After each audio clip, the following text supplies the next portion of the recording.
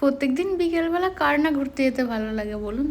কিন্তু এই যে আমার অবস্থা দেখেছেন, একবার সপ্তাহে একদিন বেরিয়েছি একটুখানি হাঁটতে। আর এই যে বর ফোন ঘেঁটেই যাচ্ছে, আর রুম থেকে বেরিয়ে যেখানে গেছি সেখানটা না পুরো ফোন ঘেঁটেই গেছে। কি যে দেখে কে জানে ফোনের মধ্যে, বাইরে বেরিয়েও। আর এই মন্দিরে এত সুন্দর ফুল ফুটেছিল, ওখান থেকে একটা গোলাপ ফুল তুলে আমাকে দিয়েছে। এটা ভোলেনি অবশ্য, ঠিক কথা।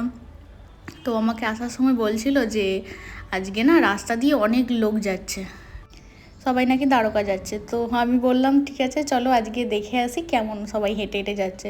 তো আমাদের ওখানে যেমন তারকেশ্বরে জল ঢালতে যায় সবাই, কাঁধে বাঁক নিয়ে জল নিয়ে, তো এইখানে সবাই দেখছি এমনি হেঁটে হেঁটে পিঠে ব্যাগ নিয়ে নিজেদের প্রয়োজনীয় জিনিসপত্র নিয়ে আর হেঁটে হেঁটে দ্বারকার উদ্দেশ্যে যাচ্ছে।